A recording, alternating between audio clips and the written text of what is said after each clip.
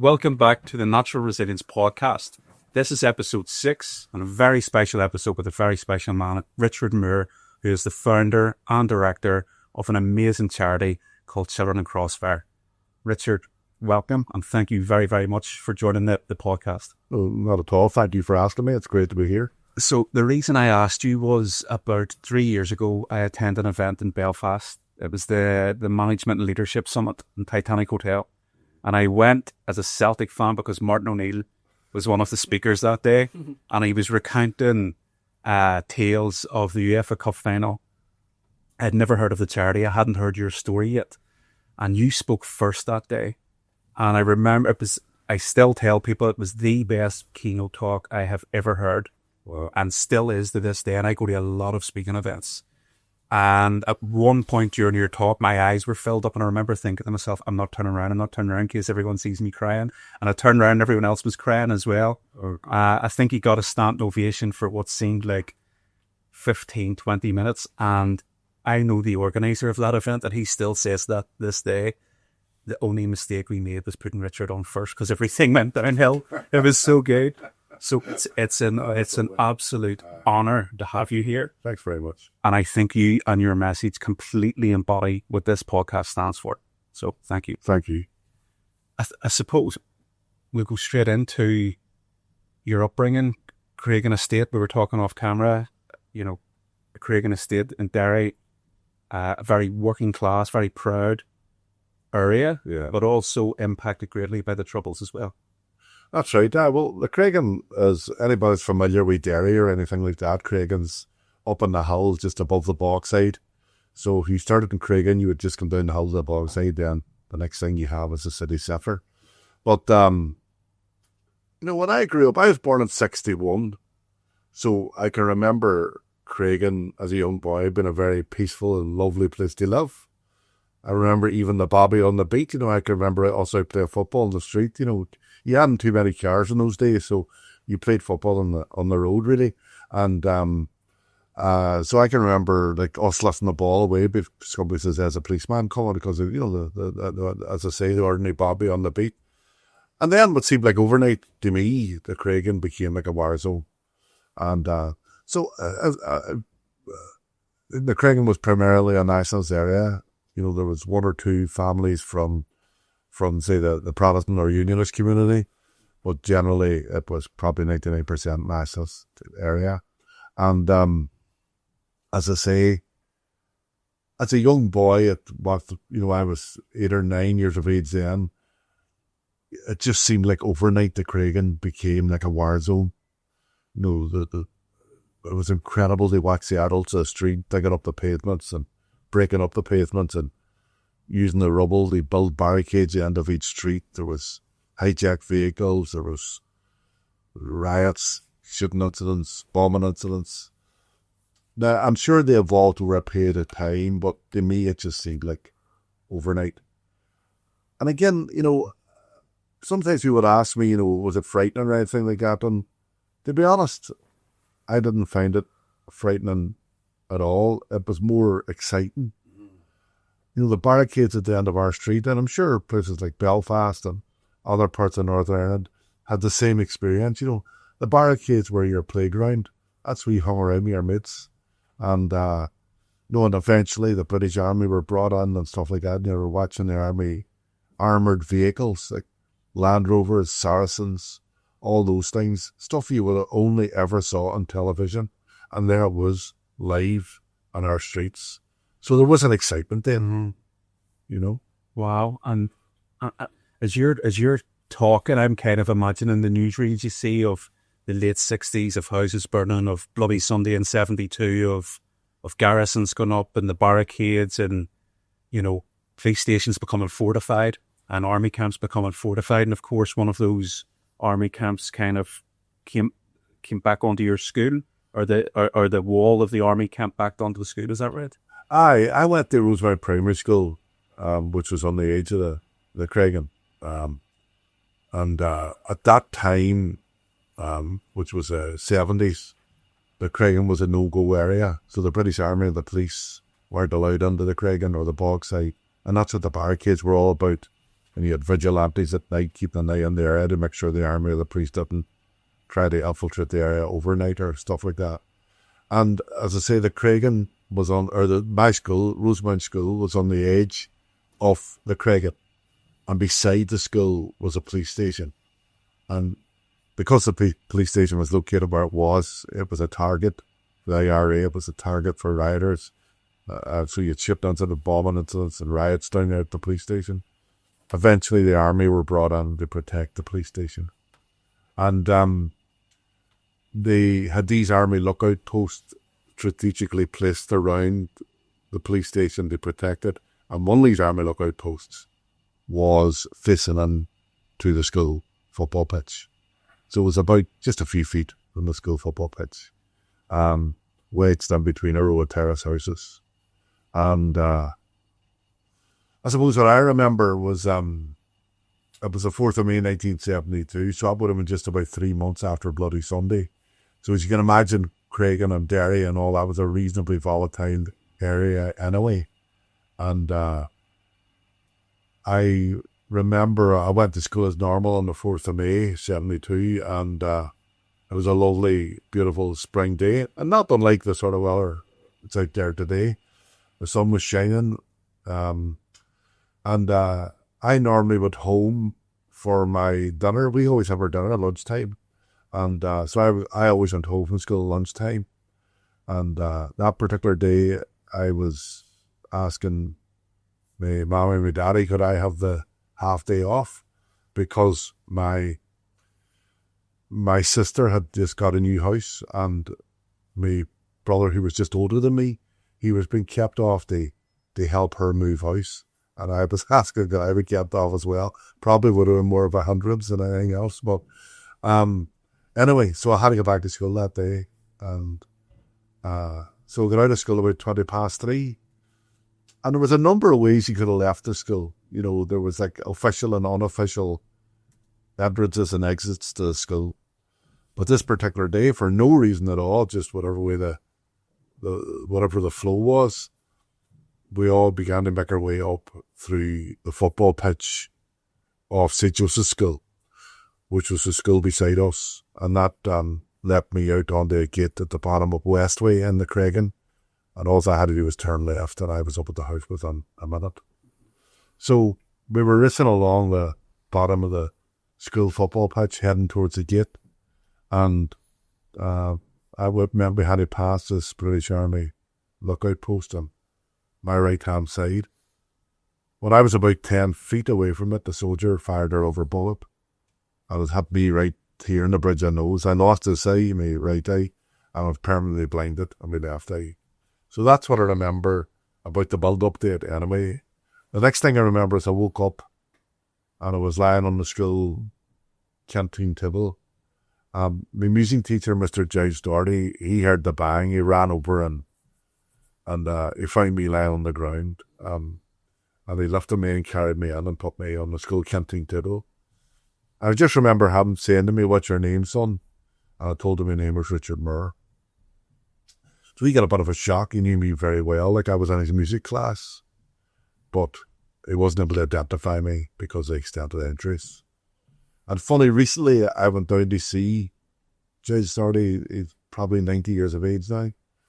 And he talked about the fact that it really annoyed him that he couldn't recognise me.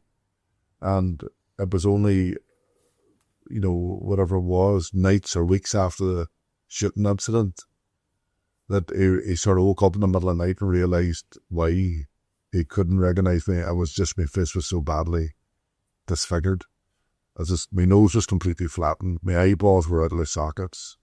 My face was a bloody mess, I suppose. And so it's pretty traumatic for him as well. But that's what I remember. And I remember somebody tugging at me, my shirt here. And what I discovered afterwards was they were cutting the straps of my school bag. And I often think about that because it's very poignant, really, that, all as I had was a school bag strapped onto me, around my shoulders. And even with the fact that it's me, and sometimes I feel like I'm talking on the third person, like I'm talking about somebody else.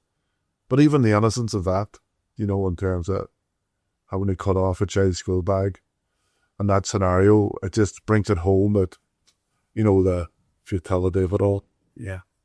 And I'm even finding it hard to piece together, like, any justification, how it came about. I mean, you've come out of school and by chance went a certain way.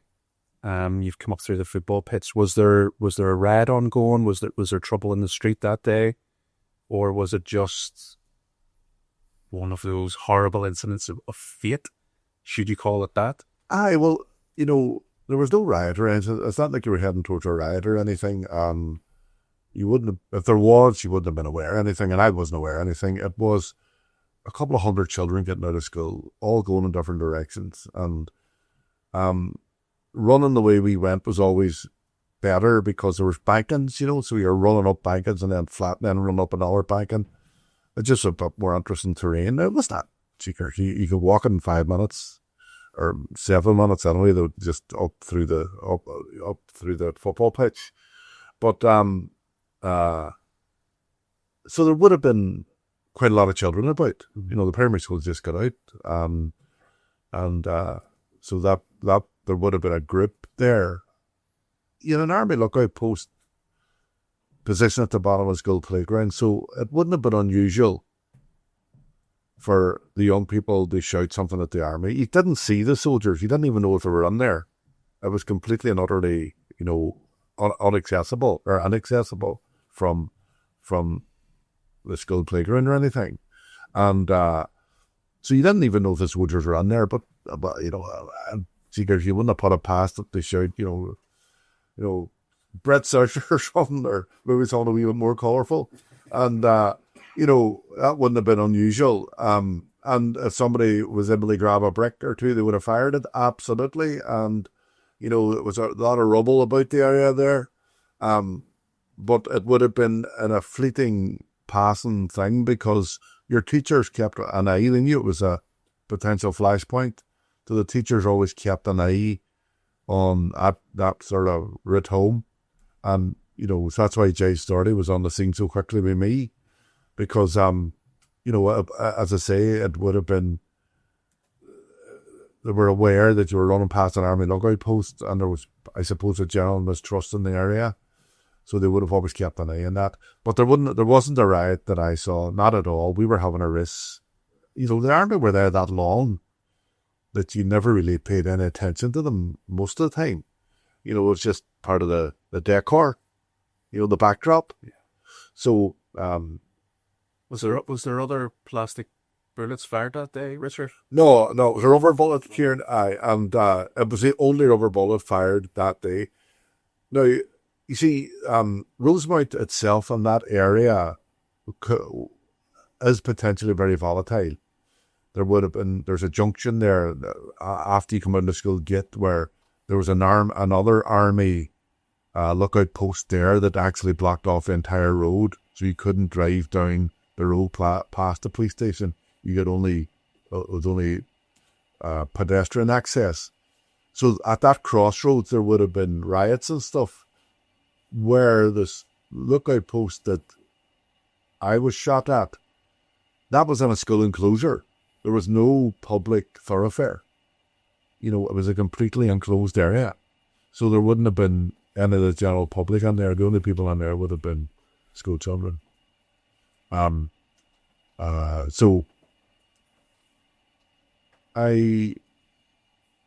there was only one rubber bullet fired because nothing would have happened there at that particular point. Pretty often. In fact, I would be surprised if that was the only rubber bullet fired ever at that lookout post. I'm not saying that as a fact, but it wouldn't surprise me because, as I say, it wasn't a thoroughfare. It wasn't an area where adults would have gathered to have a good ride or anything like that there.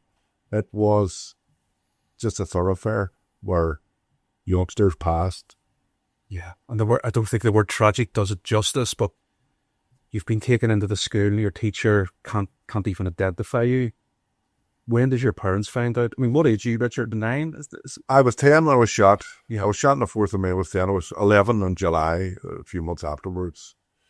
No, Mummy, that's funny. That's the other thing that I remember was I woke up when I was in the ambulance.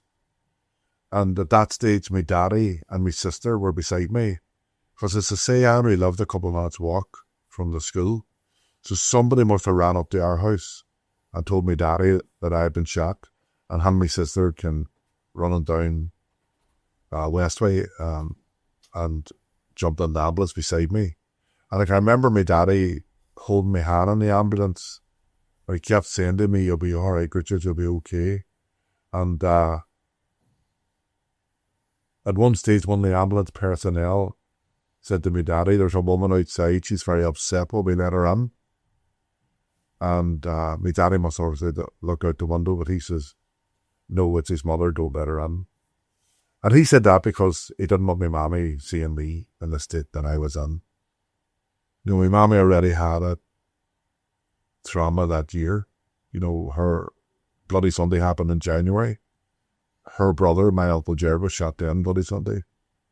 So I'm sure she hadn't come around from that fully. And then 3 months later, I was blinded at the school playground.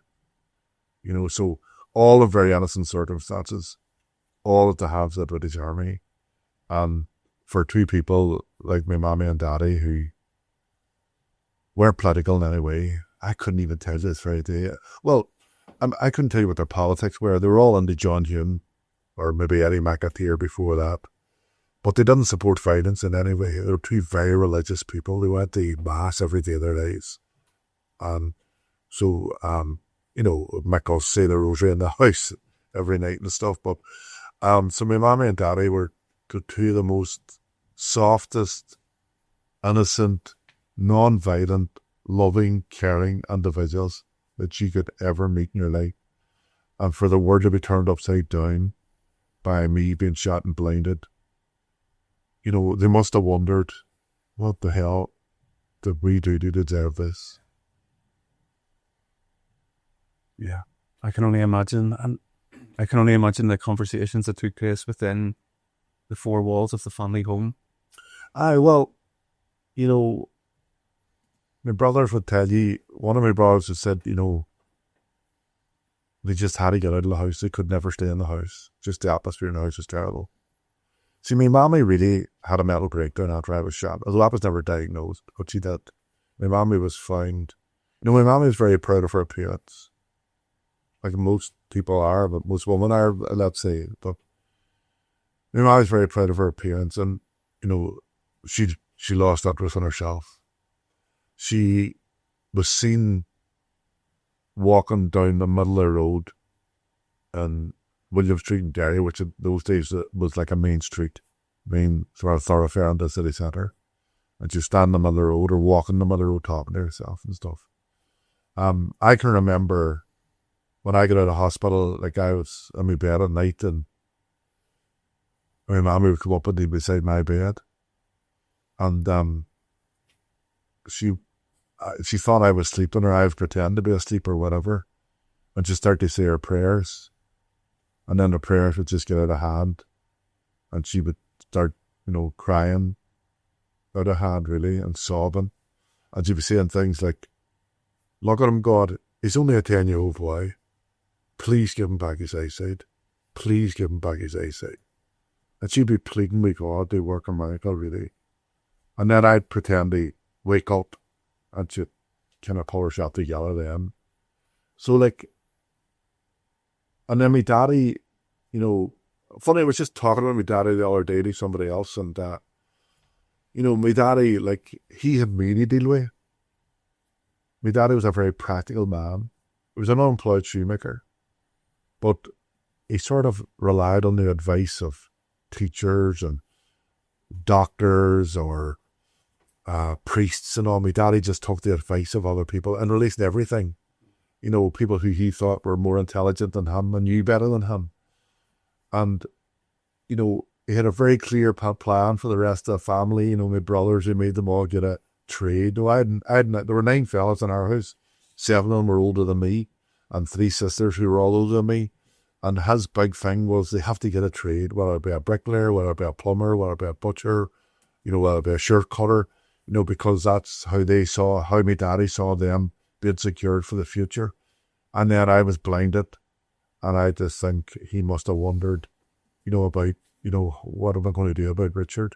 In fact, I heard my mommy talking on an interview one time that she talked about that. My daddy, she was saying for my daddy, I was his whole world. And what was going to become of Richard, what was going to happen to Richard. And that's what he was dealing with.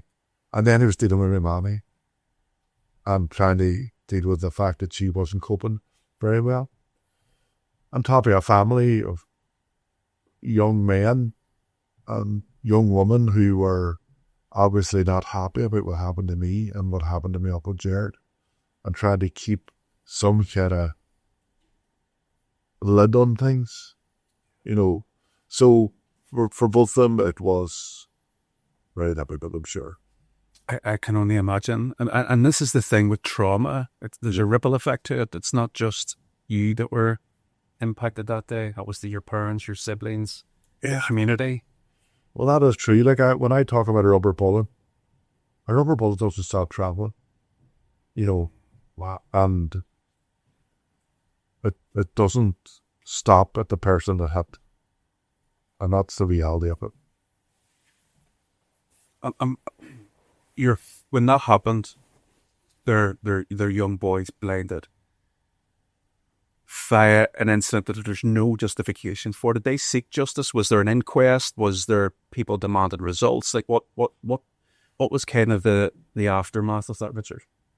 Well, to my understanding, there was 2 inquiries into my incident, or 2 investigations. One was by the military police, and the other was by the civil case or whatever. And both inquiries, HR the suitor. To my understanding, certainly nobody ever asked me for my input under the investigation. And I don't think anybody in our house was ever asked. So I suppose that's another injury in a way, although I have to be honest and say that didn't play a big role in my life. These are things you learn over a period of time, but it never played a big role in my life, to be honest. These investigations, I think generally people just dismissed them as because they were produced. And no, so there was never really any proper investigation into what happened that day. And we've spoke about kind of how your mother and father dealt with the incident, your siblings struggling with it, but I'm interested, like, how does a 10-year-old boy process that? Like, one day it's seeing his friends and the vibrancy of the world and the colours and the barricades and the excitement, and then wakes up and is completely blind. Like, how could you, as a young boy, deal with that? When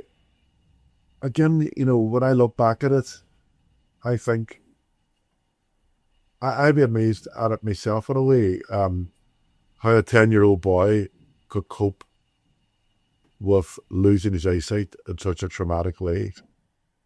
I think there's a couple of things. I think I received a lot of support from my immediate family, the local community, and further afield, And there was this sort of almost convergence of what I would describe as love and compassion towards me and towards my family. Back in the 70s, I don't think it had anything such as trauma counsellors. I don't think the word even existed in our vocabulary. So the people that provided that level of support for me was my family. And for me and the family, it was a local community and their teachers and their clergy and whoever else. They were the people that rallied round me and my family. And I suppose the fact that I was blinded by a rubber bullet, then in the context of a young boy from a nationalist area in Cragan, then there was even more support. Let's say I had fallen off a bike and hit my head in the ground, lost my sight that way.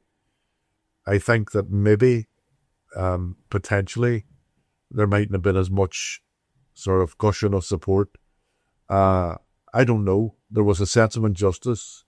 There was a sense of, this is terribly unfair that this young boy and his family should have to experience that, especially after my mammy had lost her brother and brought his bloody Sunday. So there was this level of support. So there's all that, right? I think my mammy and daddy's disposition of being two very Christian-based human beings that placed a lot on of their ability to cope on their faith.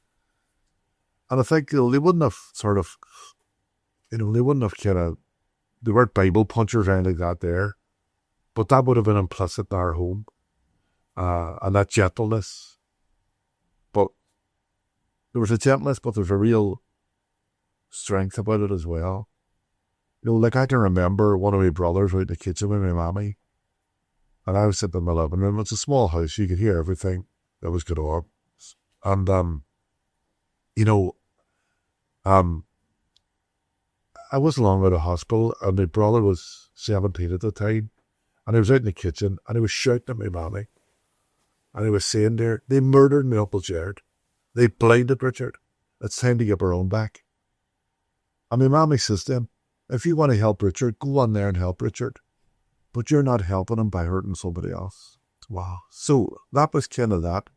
And then there's the other thing, which I really can't put my finger on, Kieran. In a strange way, in that 10-year-old boy, there was an adult, and I cannot explain that fully, like a spirit, a resilience, that was in me that I can't fully explain. Like, I didn't want anybody to treat me as a blind person. I didn't want anybody to treat me as a disabled person. I didn't want people to see me as, quote, handicapped, unquote. So, like, for example, when they suggested that I would carry a white stick, I refused to carry it. Now, where does a 10-year-old boy get that from? When I was out the street, and alright, I couldn't play football again, the way I love playing football, the football fanatic. I couldn't play football, but all my friends were playing football. But I made sure in some way that I was able to at least join in the game from the sidelines, and didn't allow the fact, like I missed it, I felt it, but I wasn't going to allow it to dominate me. So I found a level that I could work at when the boys were playing football, either to support one team or another. They used to let me come on, take the odd penalty and stuff, and then join in other games and other things. I adjusted my life to make sure that I could mix with my friends the way I normally did, that people didn't see me or feel sorry for me. They didn't see me as a blind person or feel sorry for me. Now, I'm sure they didn't, but I was trying to make sure that they wouldn't. So where does that come from? Where does that, and a 10-year-old boy, when I look back at that, I was kind of having these adult thoughts alongside being a child. It's remarkable. It's remarkable.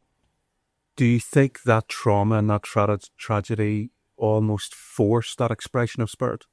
That there was no other choice, that something bigger within you had to express itself to protect you in many ways? You could say like I had a choice, and the choice was to lie down under it, or the choice was to get up and deal with it. But I'm saying that I had a choice, but I felt I had no choice. I had to get up and deal with it. I got up and dealt with it. And I suppose, like, on reflection over years, you go, well, what I done was I basically took blindness, parceled it up, set it on the shelf on the corner, and said, that's there, that's always going to be there. But I'm going to enjoy the rest of my life, and I'm going to enjoy what I can. And blindness will, play its part in my life. both positively and negatively, and I'll deal with it as it comes along. So, in a nutshell, I manage blindness. Blindness didn't manage me. And I think that was a big thing for me. Now, that wouldn't have been phraseology that I would have used as a child. But I genuinely believe that's what I did as a child. I put blindness, in my view, in its proper place in relation to me and the rest of my life. You know, my daddy used to always say, never let one cloud spoil a sunny day. And I honestly think my cloud was a blindness. But there was plenty of sunny days as well, even back then. And I think because of the support of others, and maybe that positiveness that existed within our house, I was able to see the sunny days. I was able to realise they were there and make the best of them. It doesn't mean that blindness hasn't been difficult. It has been difficult. It has its challenges. And it always will. You know, I always say there's broadly, and there are probably more, but broadly, there's two sort of aspects of blindness.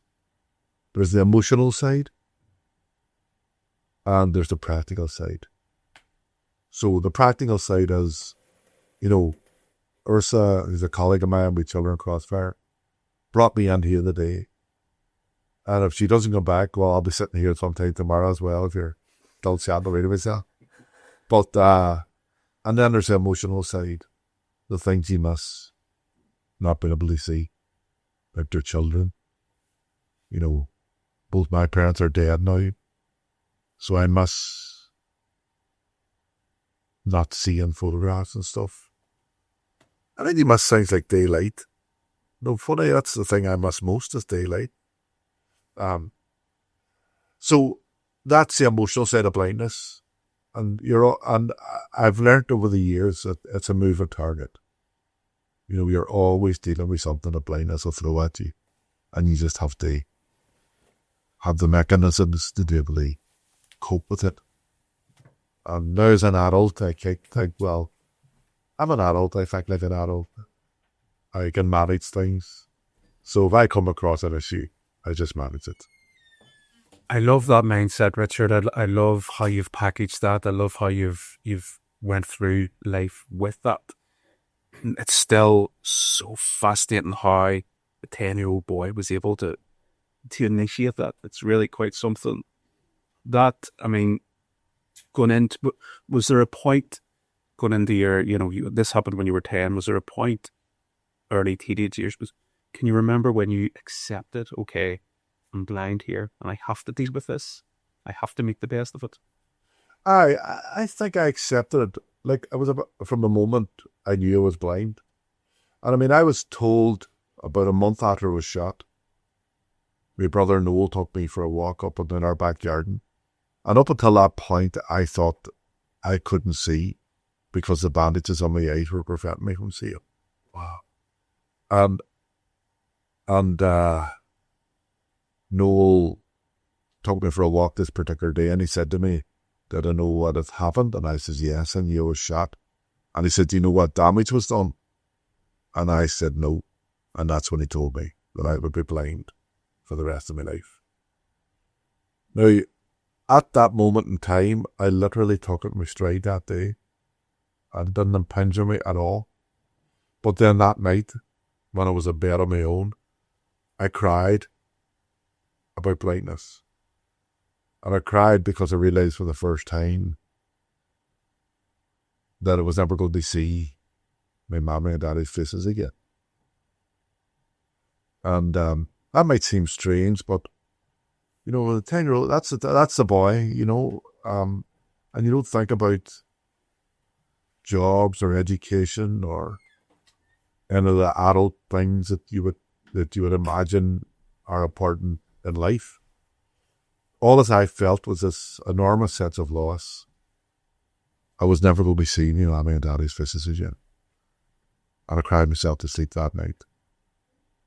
But the next day I got up and I can remember that day as clear as I'm sitting here with you now, and I got up and I sat at the side of the bed, and I was getting dressed, and all right, the world had shifted, things had changed, but I was determined to get on with it. So I don't think I ever made a real decision, but I certainly embraced blindness that morning, and that was me. You spoke about the emotional side of blindness. As time progressed, did the emotion of hatred or anger at the injustice or towards the soldier that fired the shot, did that creep in part of you? Or just... Hi. That's another interesting thing in a sense. I never felt utter anger or any hatred towards a soldier or the army or God or anything like that there. I never felt that. Like, I did feel sad at times about being blind. I cried about being blind, at different times, but all those experiences were momentary. They might have lasted 10 minutes, 5 minutes, whatever. So I never really had any anger. I don't ever remember feeling angry or hatred towards the army or the soldier, So for me, it wasn't, like I arrived at a point in my life where, I've got to let this go, or I've got, not really. And I suppose as I go back to school and all that, I forgot about the fact that I was blinded by a British soldier. I forgot about the fact that there was another person in my life that caused this. I was only really in my young adult years, maybe when I was self-employed. I used to own 2 pubs in the centre of Derry, and I had an office about going to pubs. And it was only really, I think, around maybe my early 20s that I began to think about, the soldier. And I began to think, like, there's somebody else involved in this, really. And it was a very interesting thought process that I really felt like I was in a relationship with somebody that I didn't know. I felt that somebody played such a big part in my life, albeit a negative one, you might say, but still played a big part in my life, and I didn't know anything about them at all. And did you want to know more? Did you want to know the story of this other person? Aye, I did. I got curious about the soldier. I wondered who he was. I wondered, did he ever think about me? I wondered, did he ever think about what he did that day, what it meant for me for the rest of my life?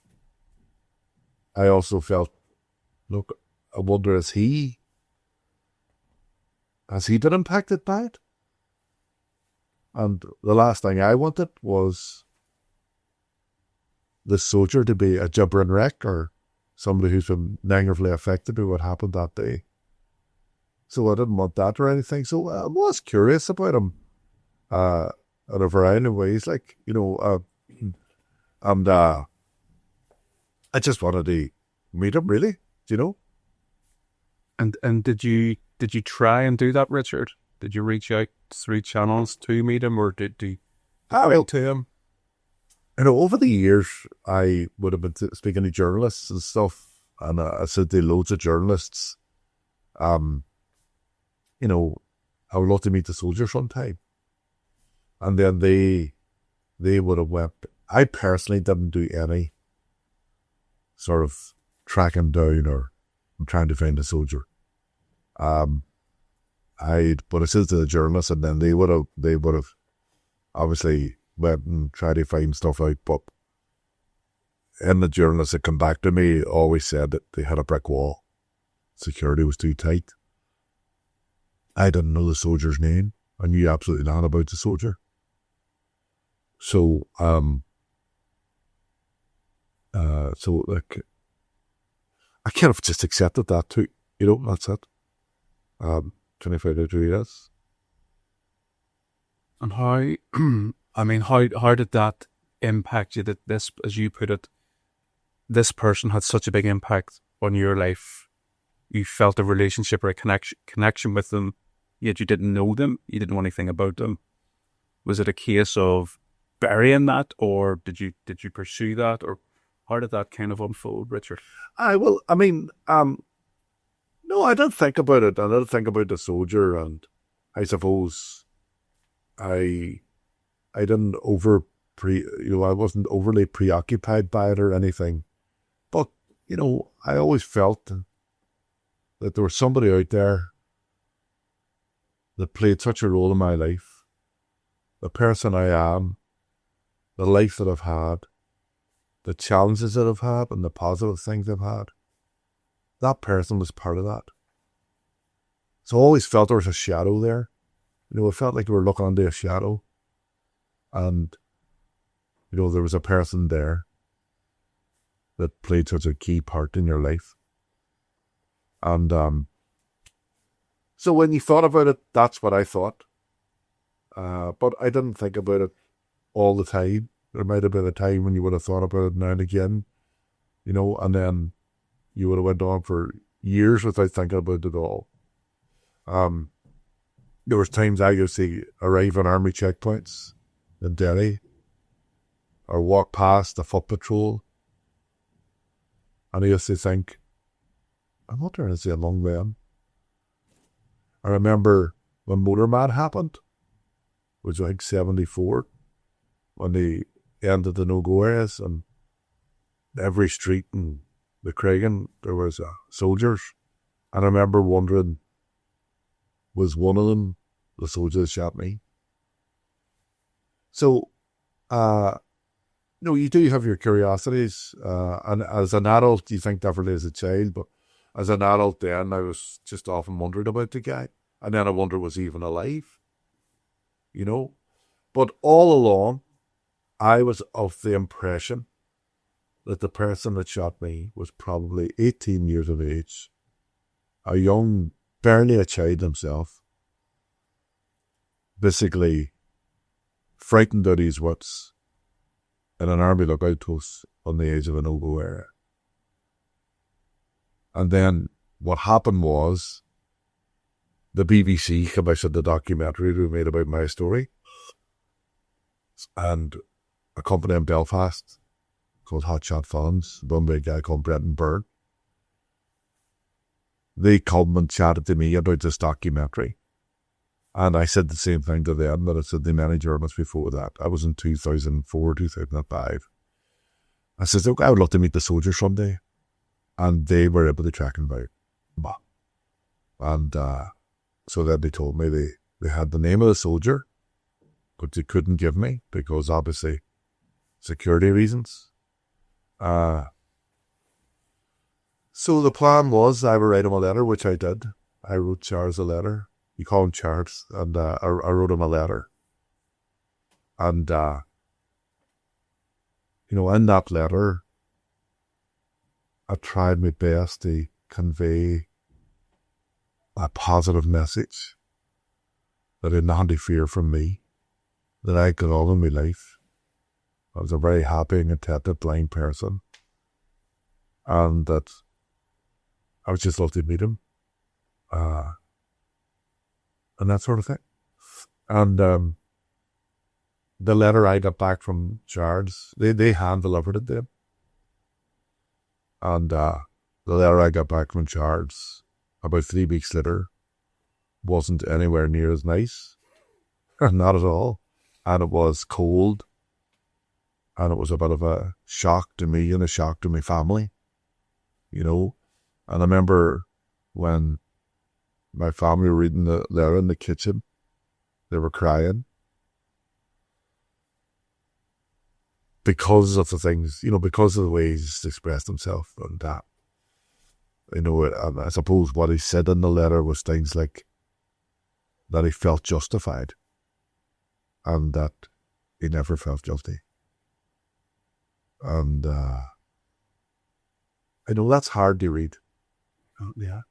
But there was a lot of things in the letter that you don't see right away. for example, the last sentence in the letter was that he never meant to play the 10-year-old boy. And with the benefit of hindsight, he wishes now he had never fired the rubber bullet. But you don't see that right away, to be honest. And then the other big shocker for me was that he was a soldier in his 30s when he shot me. He wasn't an 18-year-old squatty. He was a 30-year-old captain in the army. And that was a big mental adjustment for me. It really was, because over 33 years of not knowing anything about the soldier, I had built up a personality, a scenario, and that scenario was blown right apart when I discovered it was a 30-year-old captain on a shot me. So the kind of, you develop these kind of excuses in your head, I suppose, ways that you can allow for what the person did. And then when those doors are slammed shut, then you kind of have nowhere to go for a wee while. And, I think for a short time, maybe a couple of days anyway, I kind of had nowhere to go with that. I was grappling with the fact that how could a 30-year-old captain fire a rubber bullet at a group of children? And that, for a while, didn't occur for me. Was there ever any rationale given by Charles? Was there ever any? Well, obviously we met Kieran and we got talking, and we talked about the incident, as you can imagine, and his rationale, and it is his, and he said that in his view, rubber bullets didn't cause much damage. And when he fired the rubber bullet, he fired the rubber bullet to get the children to, quote, bugger off home, unquote. So that is that, and I suppose one of the sort of mindsets that I had when I went to meet Charles is, look, if you want reconciliation, which I wanted, you can't expect the person to be what you want them to be. You also have to, you have to accept them for who they are. And that also means that they have their version or their view of what happened or why they did certain things, and where you don't have to agree with it. You have to allow them to have that space to be who they are, as long as they equally allow me to have my space and allow me to be who I am. All right, that would have been more sort of romantic if he had to come in and says, look, I was totally out of order, I fired rubber bullet, and rubber bullets I was totally reckless or whatever. That would have been maybe a more palatable story for many people. But, I made my mind up when I was going to meet Charles that whatever he said, I didn't have to agree with it. And I don't agree with it. I think that's important to say that. But it doesn't mean that he can't move beyond it. And, when I met Charles, I said to him, Charles, I am here today to let you know that I forgive you and I've always forgiven you. I have no hatred towards you, and I never had. I'm not here to be confrontational. I'm not here to make you feel guilty. And I'm not here to make you accountable to me. And that's genuinely how I felt. I know it's not everybody's cup of tea. I know that it may not be right for other people, and I totally understand that. And because other people can't do what I've done, doesn't make them a lesser person or anything like that, or doesn't mean they're wrong. I've just decided to get out an avenue that I wanted to get out, that I genuinely felt strongly about. And I did it for me mainly. Now, if my daddy died 6 years after I was young, so, but if my mommy had have said to me that I shouldn't have met him, I wouldn't have met him. Or I shouldn't meet him, I wouldn't have met him. You know, my mommy had said one word that in any way would indicate that I was hurting her or re-traumatizing her, I wouldn't have done it. You know, but I went down to see my mommy. I met Charles on Saturday morning, flew to Scotland on the early flight that morning. Went to see my mommy. Went to my daddy's grave on the Friday morning and sort of said, Daddy, look, you know, I'm sure you know what I'm doing and I hope you're happy. I need your support. And then in the afternoon, I went down to see my mommy. And I said there, look, I kept her updated, you know, it was all moving over months, you know, the soldier's name and the possibility of meeting him and all that. So she knew all that. And then so I went down on the Friday and I said, look, Mommy, I'm going to meet the soldier now tomorrow. And she says, would you be all right? And I says, I would. I'll be okay. And she says, I said, look, Mommy, I might bring him over here to meet you someday. And she said, well, Richard, if you're happy, I'm happy. So, you know, the energy was free, you know, it was all there. It was the right thing to do. And I still think it was the right thing to do. Yeah. Did it give you or your mother closure in many ways when you met Charles for the first time and were able to tell him about your journey? And I mean, you went on to have children, and did it give you closure to be able to say, I've had a life, a good life? I didn't think I needed it. I was very in control of my life. I was having a great life. I had my business. I had played in a band or run a folk group. I had the best life ever. I was the happiest person you'd ever meet, really. And I felt blindness was just one of those things that I deal with, but really didn't bother me that much, to be honest. And then I found out the soldier's name. And I began to feel emotions that I thought I never had. Like I felt weepy. I felt nerves in my stomach. And I remember thinking one day, what the hell are you doing to yourself here? You know, Jesus, just let it go, like, you know. But I didn't think that I would feel like that. And but once there was a name given, it changed it. It humanized him. So, to answer your question, I do think it brought a closure. You know, it shone a light on the corner of my life that was there, that maybe I didn't fully realise was there. It allowed me probably to deal with the last remaining thing in relation to my blindness, which was the man that blinded me. And all the things I was saying earlier about the, you know, played such an important role in my life.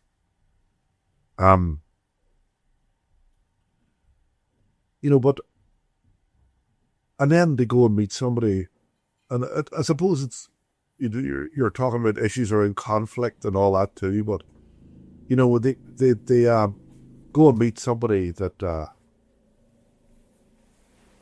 and they're no longer the soldier. I used to refer to him as the soldier. And then he was Charles. He was a father. He was a grandfather. He was a brother. And all of that. He was a husband. So you began to see the person behind your uniform. and you begin to humanize it. And when people meet human to human, person to person, that everything does change. So that's what I believe. Yeah. What's really interesting there, Richard, is with trauma, people usually take the opposite approach of dehumanizing the person and not wanting to know the human aspects in the relationships they have and the fact that they have dependence and, a heart as well. But you've kind of really lent into that. No, I'm not disassociating from this. I know that this is another human being that has done this to me, but I'm really interested on how he responded to that. Did it come as a shock that this boy that he blinded was approaching him with such an open heart, with such compassion, with such a human element? Because I can only assume a British soldier in Scotland has maybe left the army, but he's seeing the news, he's seeing the ongoing violence on the streets of Derry and Belfast, that there had to be a thought process, even from yourself, thinking, or the soldier, or Charles, thinking, this guy's going to come over here and despise what I stand for, hate me. And you went the complete opposite way. I would say you're right. I would say there was an element of mistrust. What's my motivation? For example, when he sent me the letter, he didn't sign it, and there was no address on. And then, when we met in Hotel Foy in Edinburgh. So I didn't know where he lived or anything. And I think the guy that was the go-between, hired by the documentary makers, who was brought on to sort of follow through with the soldier, he was hanging about that day as well. I didn't know that really, but when Charles and I got walking, he said to me, I can't remember who phoned the guy, or he phoned him to say, everything's good, I'm all right, So that was all based on a level of, I suppose, the trust or fear or mistrust that exists around situations like that. He didn't know what my motivation was. He didn't know what my intentions were. So I forget the question again, Kieran. Sorry. Well, it's just I find it really, really fascinating and really refreshing that, you, as opposed to dehumanizing this man, you very distinctly humanized him, and the name Charles and the fact that he was a parent and a grandparent, and just you've just highlighted that it didn't come as a shock to him that this boy, who's now a man himself from Derry, is coming over with no hatred in his heart. The opposite, compassion. I'm just wondering how he responded to you, coming to him. I think that I think obviously the mistrust thing that I mentioned already was there. I also, I didn't know what to expect, right? But I met a man who was very much in control of his emotions. He was 40 years in the military. He's officer class. He retired a major in the army. There's 600 years of military lineage in his family. He comes from a completely different world from the word that I knew. And that is a bit foreign to me, to be honest,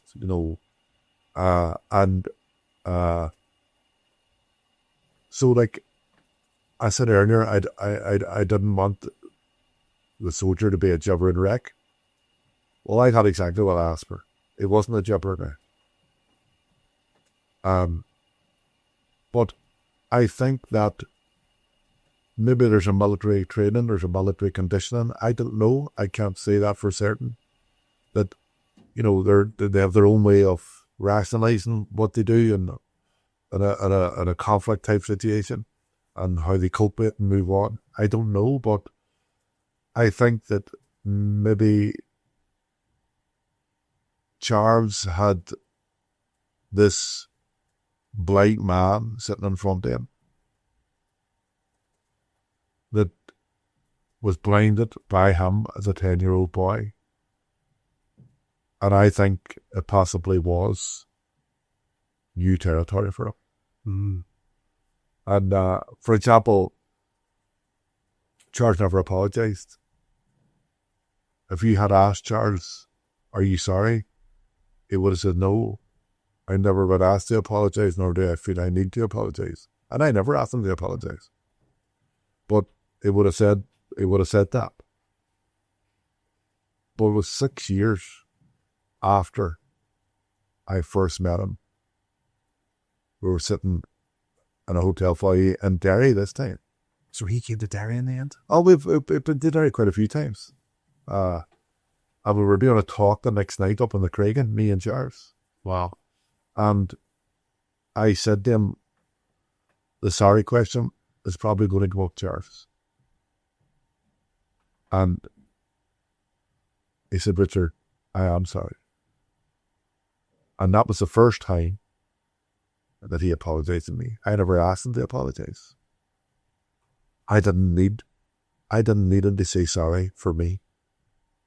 I was very much dealt with blindness, dealt with the absolute. I didn't need anything like that from Charles. But when he said he was sorry, to be honest, I nearly fell off the chair. And it was nice when it came. It was. So I didn't think I needed it, but when I got it, it was really nice. And it probably made it better for me. I'm not saying everybody would be happy with this, but the fact I didn't even have to ask for it. Yeah. So what did that tell me? What that whole thing told me was, there were some people stopped me in the street after I met Charles for the first time because it was on the documentary. And they said that I shouldn't have met him until he said sorry. And I can understand why somebody would say that, but when you look at it now, if I had insisted that Charles apologise before I meet him, I probably would have never met him. And he never would have started the journey with me. And what I realised is I was 100 miles down the road ahead of him on my journey. And maybe the day that he met me, that was the day his journey started.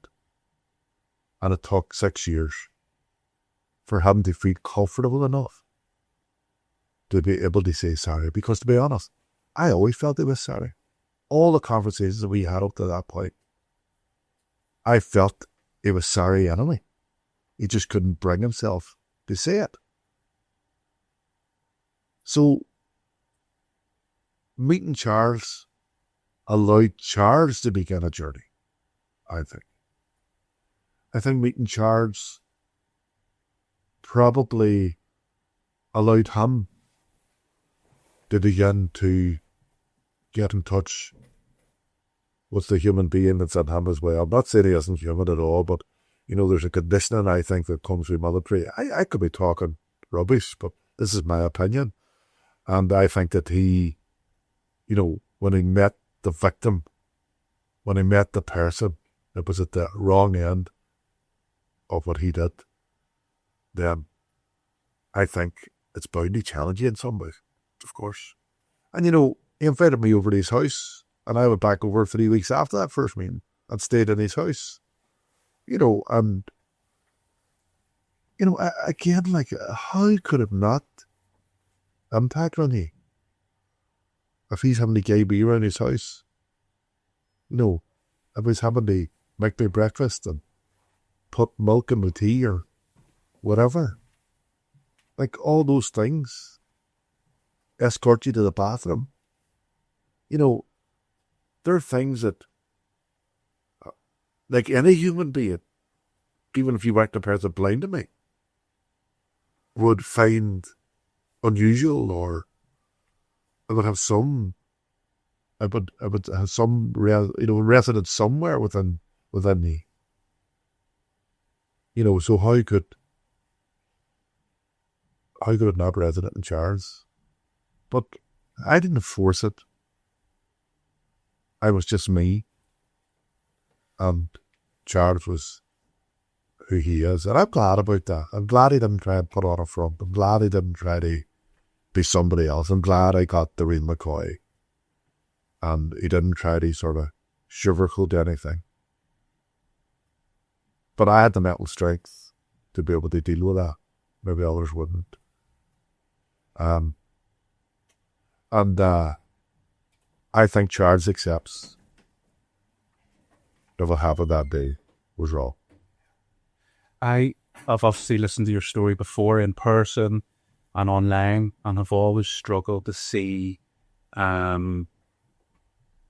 Charles's version of events, or it's almost been your story, and he just is there in a bit of it, a very tragic part. But as you relay those more personal aspects, it would have required a lot of courage on his behalf to meet you, to bring you into his home, to put himself into that unfamiliar territory of the emotion of arguably looking at his past, his actions, of bringing you to the toilet. And I can only imagine conversations he was maybe having with his family at this time, where it was really challenging his emotional state. Yeah, and I've done talks with him over in Scotland as well. And his daughter and his son have been at those talks. And I'm very conscious of that. But the story's a story. Yeah. And I don't want to go out of my road to put their daddy in a bad light, or for them to think less of their daddy or anything. And I don't think they did or do or whatever, but I had to tell the truth and see what happened that day. But the other thought that I have around all this, and it's, again, it might be the popular thought, or might be everybody's thinking, but sometimes in unusual circumstances, unusual things happen. And we can't deny that Northern Ireland in the 70s was a crazy place to live. It's a crazy place to be a young nationalist or a young unionist. It's a crazy place to be a parent. It's a crazy place to be a soldier or a policeman. And I believe that people got involved in things that they maybe in a normal society wouldn't have got involved in. People did things that maybe in a normal society they wouldn't have done it. And I would like to think that if I did something in that type of context that hurt somebody else, that they would be able to forgive me. But that's a challenging thought. And I'm very conscious of other victims. I really am. I've always had that sort of draw on myself that, I don't want to hurt victims or make victims feel any worse than what they feel, or even a victim they feel that I am in some way justifying what happened. But I have a rationale, and the rationale for me is Northern Ireland's got a crazy place to live in. A crazy place to grow up in the 70s, the 80s and all that. And people just have to ask, ultimately, who is responsible? Charles had a whole society behind him that told him what he was doing in Northern Ireland was okay. Why would somebody lift a rubber bullet gun in a situation where they're under no threat whatsoever and fire a rubber bullet gun at a group of children in a school playground and think that that's all right to do? So there's a condition, a thought process, a background that allows somebody to think that that's okay. And I think in Northern Ireland, we had loads of that. And I just think that Charles is certainly responsible for what he did to me. But there's a wider picture as well that need to be in some way, I suppose, acknowledged or accountable for that, the role that they play. And you can see it all over the world today. Armies been set out to do things, and maybe their country that they come from sees them as heroes. Up until when? Up until they all decide to change their mind, that they realise the atrocities that they were involved in. And then it's easy for society then to disengage or disown or whatever, or it's easier for society to disengage. And I just think that there was a lot of that in our society here. Yeah, I think people forget that, I mean, 10 years ago, 15, 20 years ago, this was a crazy place. And I feel as if we are still, you said a lovely line earlier, the rubber bullet never stops traveling. I still feel as a society, we're still picking the pieces up of the troubles. And now we're making peace with words such as trauma and counselling. And we're starting to lean into that and find out more about ourselves, which is only a positive thing. And when you talk about the broader context of war in the world and the impact that has, I suppose it's the right time to perhaps mention a third person in your story who's also had a big impact on your life, the Dalai Lama. How did that come about? Well, Dalai Lama, God, it's amazing. I still pinch myself when I think of the unique relationship I've had with Dalai Lama, you know. And I just met him. I was in an audience in an event in Derry, and he was speaking at it. And he began to describe what forgiveness was. And it was only then that I realised what I was experiencing in my life was forgiveness. So I put my hand up to speak, and I just said, look, Your Holiness, I just want you to know that what you described today is how I felt all my life. And I realise now what I was experiencing in my life was real forgiveness.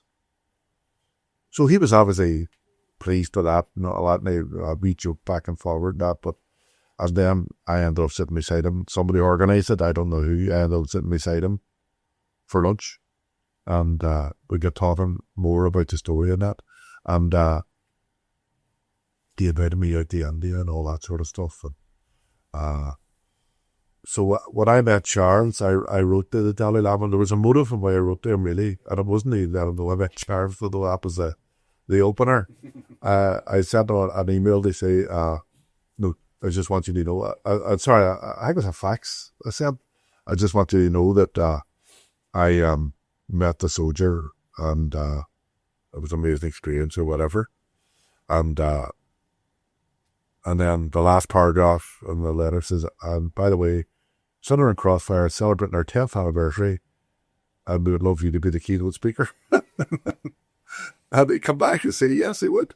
So it was great. So that's where kind of the friendship kind of developed, I suppose. And, you know, it's been an amazing thing. And I think leaving aside all that sort of introductory stuff and all that, the Dalai Lama to me personifies everything that we all should try to be. I mean, he has, you know, suffered, how many people have suffered enormous provocation.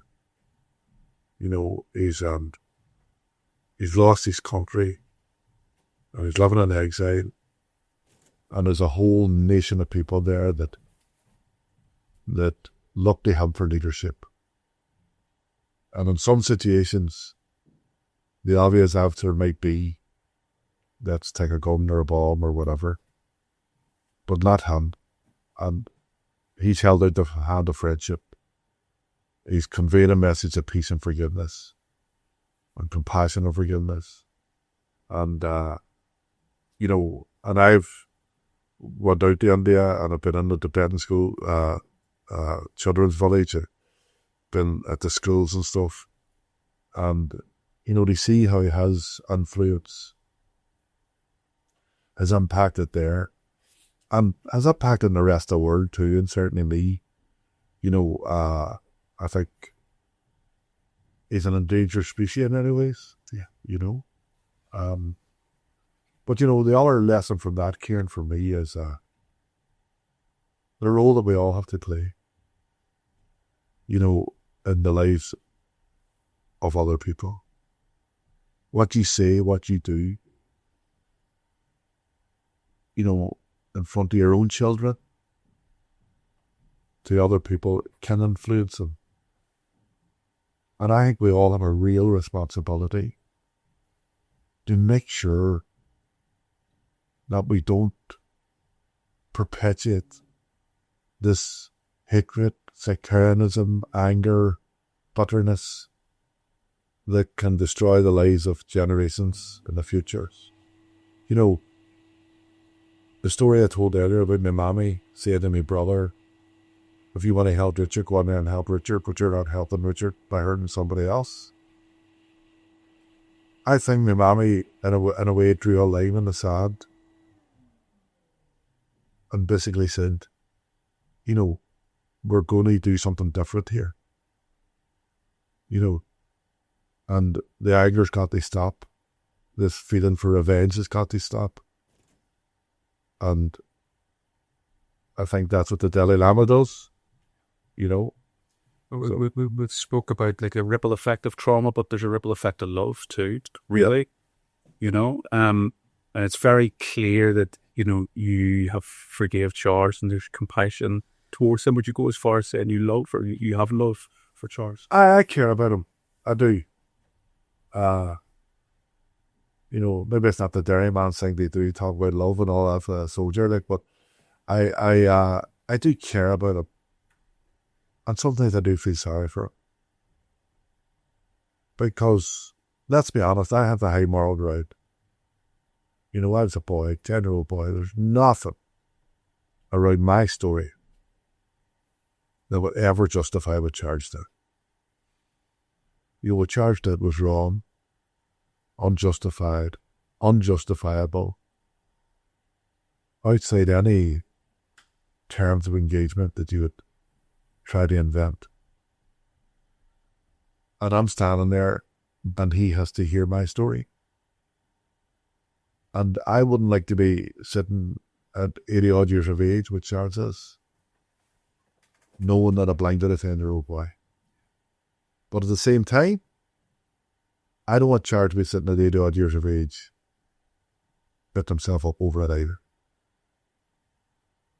I think, as I mentioned earlier, it was wrong. It was totally wrong.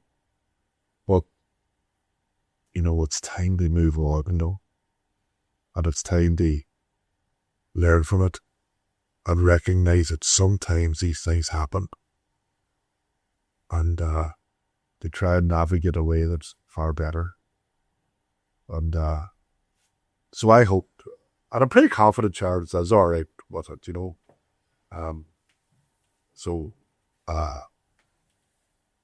I got a letter from him at Christmas there to tell me how his health was, and I think he got some sort of a hip replacement or something. So, and that's to me is the level we're at now. We're just three friends. That's nice. But before we finish up, Richard, let's talk about the ripple effect that, of course, you're having through Children in Crossfire. It's a charity you've formed. You're helping children around the world. I mean, how has that played out? Well, I started Children in Crossfire back in 1996. And today, I suppose 30 years on, we work in Tanzania and Ethiopia. Some of the most vulnerable children in the world. Children that suffer every day from the injustice of poverty. When I was just out in Africa about 2 weeks ago, And, you know, you go to the villages and you meet the children who are lucky to get 1 meal a day. They live in mud huts, no electricity, no running water. And, you know, so what Children of Crossfire try to do is we try to improve the lives of children under 6 years of age by providing access to pre-primary education. So we train teachers, we build classrooms, we buy classroom resources, and then we also tackle issues around nutrition, you know, feeding programs, and also water programs, so they have access to clean water and stuff. But like I would always say, like, if there's a child alive today as a result of the programs that we're involved with, it's not because of me. It's not even because of Children of Crossfire.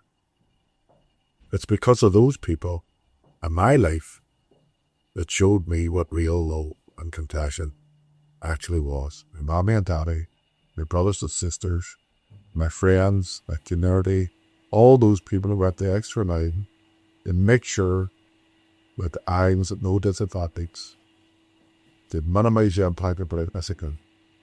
And all as I ever wanted to do was give back some of what I received. So Children in Crossfire for me as a direct result of that amazing example of love and compassion.